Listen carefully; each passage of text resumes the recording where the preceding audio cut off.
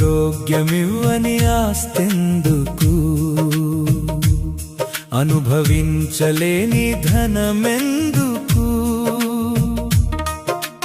గుక్కెడు నీళ్ళైనా తాగనివ్వలేని పెక్కు సంద్రాలు ఉండెందుకు, అన్నదమ్ములంటూ అక్క చెల్లెళ్ళంటూ అనురాగమే లేని పిలుపెందుకు, అనురాగమే లేని పిలుపెందుకు.